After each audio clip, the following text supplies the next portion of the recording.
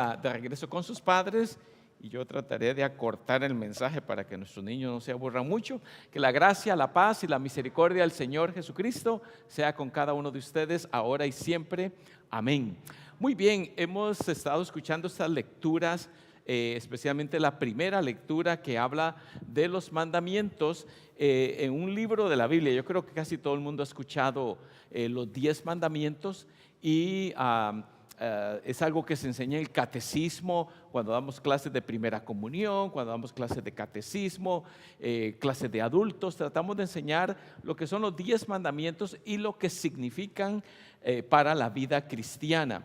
Y entonces hoy tenemos esa lectura en un libro quizás poco conocido, pero igualmente es el segundo libro de la Biblia, que se llama el libro de Éxodo. Y en el libro de Éxodo tenemos los 10 mandamientos. Usted los escuchó hace un momentito y no los voy a repasar cada uno. Imagínense que a los 10 mandamientos le dedicara 3 minutos a cada uno, serían 30 minutos, y no estoy seguro que la mayoría de ustedes quiera estarme escuchando. Sin embargo, quiero enfocarme en lo que sería la verdad que subyace en esos mandamientos. Es decir, ¿qué es lo que impulsa esos mandamientos que tenemos? Y yo creo que tiene que ver con la misericordia.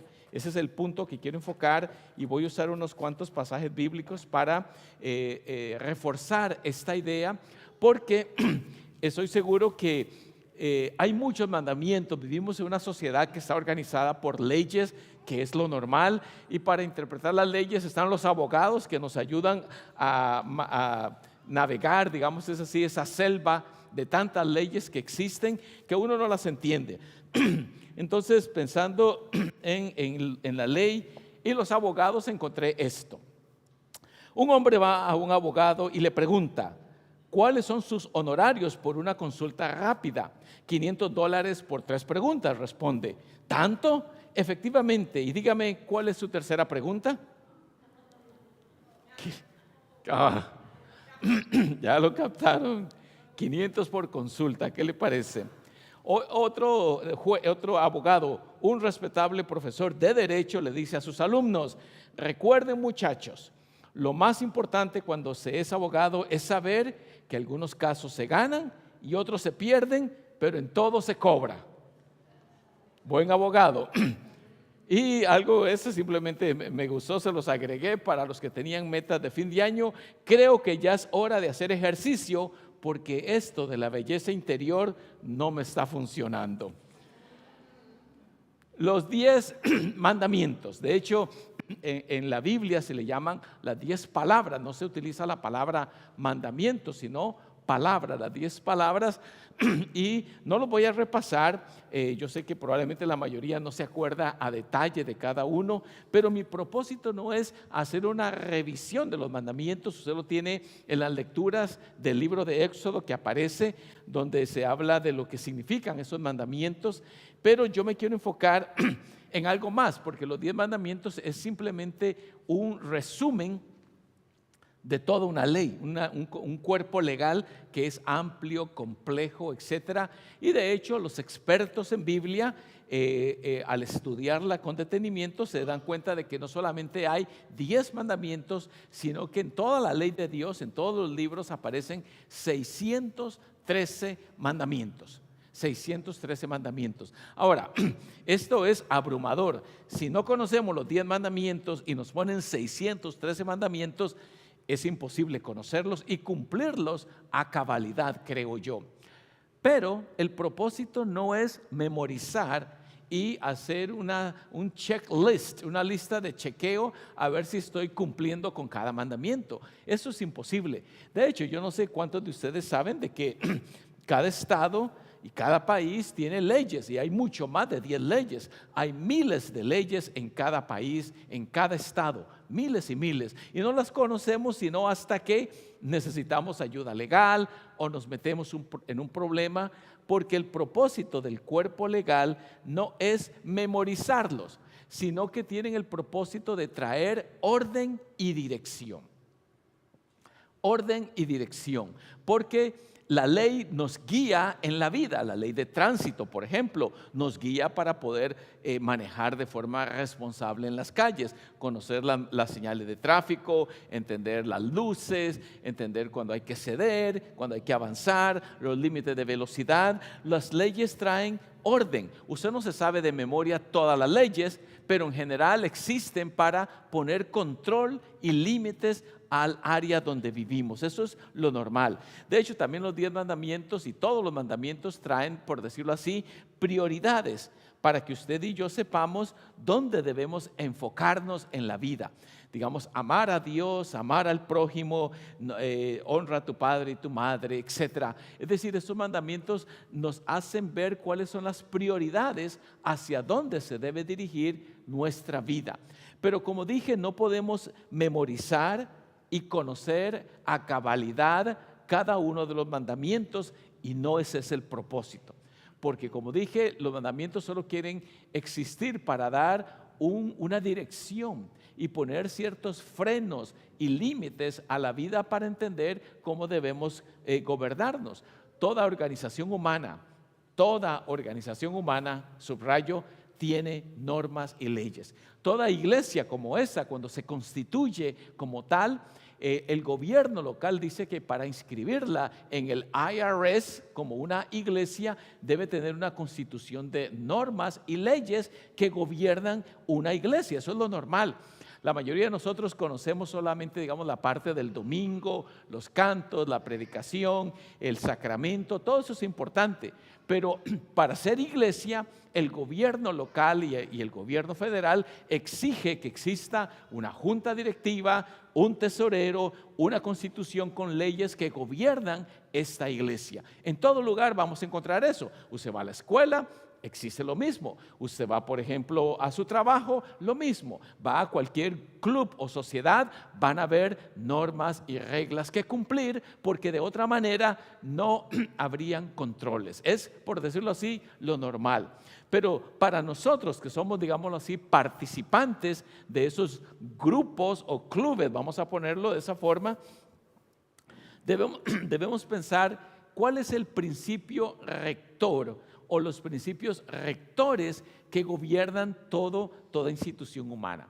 Yo creo que Jesucristo lo resumió diciendo: el que sigue la justicia y la misericordia hallará la vida, hallará la justicia, hallará la honra. Es decir, esos principios de amor, de justicia y misericordia nos ayudan a tener una idea de cómo conducirnos en la vida, porque si no sería un poco complicado. De hecho, en la lectura del Evangelio hay una sección que dice: id pues y aprended lo que significa misericordia quiero. Subraya esa frase: misericordia es lo que quiero y no sacrificio, porque no he venido a llamar a justos, sino a pecadores al arrepentimiento. Es decir, cuando el principio de la compasión y la misericordia gobierna mi vida, es el principio rector que orienta mis pensamientos y mis acciones, yo puedo aprender a entender que las leyes existen solamente para ayudarme a marcar el camino, pero no necesito conocer cada una de forma individual, lo cual no quiere decir que no lo vamos a tratar. Pero si conocemos el resumen o la síntesis de esa ley, Jesucristo lo dijo con claridad: ama a Dios sobre todas las cosas y a tu prójimo como a ti mismo. Si uno se guía en la vida por estos dos principios tan básicos, tan elementales, amar a Dios sobre todas las cosas y al prójimo como a uno mismo, eso nos ayuda a entender hacia dónde van orientadas todas las leyes. Si yo entiendo que amo a mi prójimo, no le hago mal, no levanto falso testimonio, no ando con chismes, busco cómo promover su bien, busco cómo ayudarlo, porque el principio del amor y la compasión es lo que debería gobernar nuestra vida. Y como dije al principio, no conocemos todas las leyes. Estoy seguro que si usted le echa un vistazo al Código Penal de la Florida, donde vivimos, va a encontrar miles y miles de leyes. No se sorprenda. Hay miles y miles de leyes. Es lo normal para tantas situaciones que pueden existir, organizaciones, crimen, control vehicular. tantas cosas que hay en la vida, que hay miles de leyes, pero nosotros no las conocemos todas, es obvio. No las podemos memorizar, no podemos tener una hoja para verificar, hoy cumplí con la ley número 5, la 8, la 15, me faltó en la 12 y 3. Uno no puede vivir la vida de esa forma, pero el amor, la misericordia y la compasión sí que me ayudan a entender hacia dónde uno debe dirigir su esfuerzo. Si alguno dice, yo amo a Dios y aborrece a su hermano, es mentiroso. Pues el que no ama a su hermano, a quien ha visto, ¿cómo puede amar a Dios a quien no ha visto? Una vez más, la promoción del prójimo, su bienestar y su ayuda nos orientan acerca del cumplimiento de la ley. Hay otro principio que dice, no puede haber mayor regalo que el dar tiempo y energía para ayudar a los demás sin esperar nada a cambio. Eso es como otro principio de la ley. Yo busco cómo promover el bienestar de mi prójimo, cómo ayudarlo, cómo manifestarle verdadero amor, compasión, comprensión. A veces hay conflictos, todos lo sabemos, pero los conflictos no se resuelven simplemente apelando a la ley. Claro, si ese conflicto no llega a una comprensión, probablemente tendrá que llegar a un juez. Pero nosotros estamos habilitados para tratar de entendernos unos a otros. Poniendo un pequeño ejemplo, ojalá no le suceda a nadie, pero hay un choque, alguien lo choca o usted choca a alguien cuando anda manejando.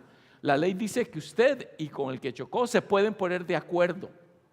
¿Cómo resolver el asunto? Traer el seguro, levantar un parte, qué sé yo. Uno puede tratar de resolver el asunto, pero si no se logra resolver, tiene que llamar a la policía, tiene que buscar un abogado y tiene que llegar hasta el juez para resolver el asunto. Pero tenemos la oportunidad de que como seres civilizados, como seres razonables, podríamos resolver ese asunto de manera juiciosa. La mejor manera de ser feliz es contribuir a la felicidad de los demás. Una vez más, cuando buscamos ese principio rector, como dije, la misericordia, es cuando nosotros podemos tratar de resolver los problemas que se presentan en la vida. Ahora, como dije hace un momentito, si eso no se logra, obviamente tendremos que recurrir a la ley, buscar abogados y llegar a un tribunal. Pero si tan solo tratáramos de practicar ese principio de misericordia, de compasión, de amor, es mucho más factible que logremos resolver nuestras diferencias personales. Miren lo que dice ese pasaje.